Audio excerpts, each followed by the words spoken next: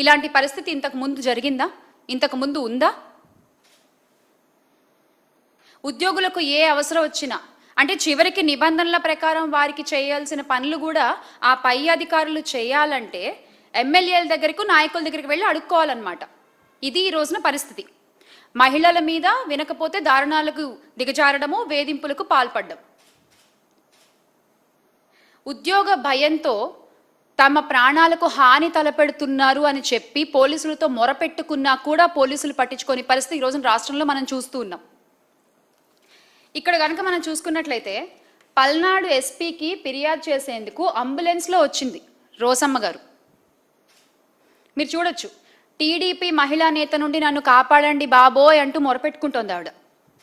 Collector ఎస్పీకి వృద్ధురాలు వినతి పత్రం అందించి ఆమె ఎకరంన్నర స్థలం దురాక్రమణకు మహిళా నేత దౌర్జన్యం చేస్తున్నారు అంటూ ఆవేదన వ్యక్తం చేస్తే అసలు ఆమెని పట్టించుకున్న వాళ్ళు లేరు ఈ రోజున. అంటే ఇలాంటి న్యూస్లు నిజంగా జరిగితే కూడా ఇవన్నీ ఒక సాక్షి పేపర్లోనే ఎందుకు వస్తున్నాయి, మిగతా పేపర్లో ఎందుకు రావట్లేదు? ఈ న్యూస్ అబద్ధం కాదు, ఆమె ఆవేదన అబద్ధం కాదు, మరి ఒక్క సాక్షి మాత్రమే ఎందుకు నిస్సహాయుల పక్కన, అభాగ్యుల పక్కన నిలబడి ప్రశ్నిస్తోంది ఈ రోజున? ఈ విషయం రాష్ట్ర ప్రజలందరూ కూడా గమనించాలి.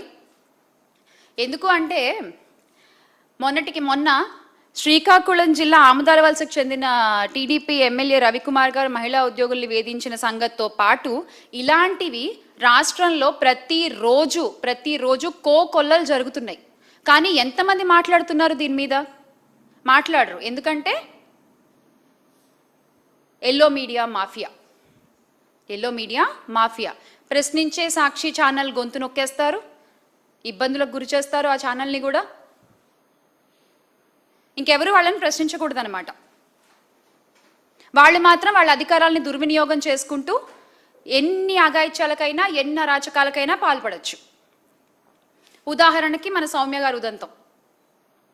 దాంతోపాటుగా ఇంకొకటి మన నరసరావుపేట రూరల్కి సంబంధించిన విషయం ఇది. లైంగిక దాడికి యత్నించిన టీడీపీ నాయకుడు ముక్కపాటి వెంకటేశ్వర్లు గారిపై కేసు నమోదు చేయాలని ఫిర్యాదు చేసినా పోలీసులు స్పందించలేదు అనేటువంటి ఒక అభాగ్యురాల ఆవేదన ఇది. ఏం చెప్పారు? డబ్బు పలుకుబడి ఉంది ఆయనకి, ఎందుకు ఆయనతోటి మనకి రాజీ చేసేసుకో అని చెప్తున్నారు. ఇదా మీ రాజకీయం? ఇదా మీరు చేసే రాజకీయం? ఇదా మీరు చేసే పంచాయతీలు? ఏ రోజు కూడా ఈ కూటమి ప్రభుత్వం మహిళలకి అన్యాయం జరిగిన చోట అన్యాయం చేసిన వాడి వైపే నించున్నారు తప్ప అన్యాయం జరిగిన మహిళ వైపు ఏ రోజు ఈ కూటమి ప్రభుత్వం నించోలేదు ఈ రోజు వరకు. ఎందుకని అలాగా? ఏమన్నా అంటే పంచాయతీలు చేయడము, వాళ్ళ నాయకులకి సపోర్ట్గా వాళ్ళ నాయకుల పిల్లల్ని సపోర్ట్ చేసుకుంటూ ఏదో అక్కడికి సర్దేసి ఆ కేసులు మూయించేసాడు. ఇదే జరుగుతూ వస్తుంది గత సంవత్సర కాలంగా. ఏమన్నా అంటే మళ్ళీ మహిళలే మాకు అందరికంటే ఎక్కువ అంటూ మాట్లాడతారు. మరి ఈ రోజున గౌరవ ఉప ముఖ్యమంత్రి గారు పీపీపీ గారు పవన్ కళ్యాణ్ గారు ఎందుకు బయటకు వచ్చి మాట్లాడట్లేదు? ఎందుకు ప్రశ్నించట్లేదు జరుగుతున్న అన్యాయాల గురించి? మహిళల బాధ్యత మీది అన్నారు కదా, ఎక్కడుంది మీ బాధ్యత?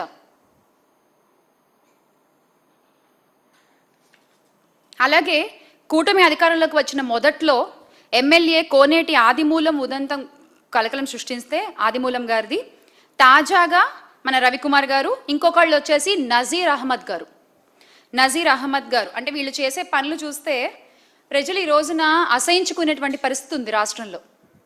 గుంటూరులో టీడీపీ మహిళా నేత షేక్ సూఫియా పురుగుల మందు తాగి ఆత్మహత్యం చేసుకునే పరిస్థితి వచ్చింది ఈ రోజున. గుంటూరు తూర్పు నియోజకవర్గం టీడీపీ ఎమ్మెల్యే ఎండి నజీర్ అహ్మద్ గారు, ఆ వీడియో కూడా చాలా వైరల్ అయింది, మీలో చాలామంది చూసే ఉంటారు. ఆయన చేసేటువంటి వేధింపులు తట్టుకోలేకపోతున్నాను, పోలీసులు నా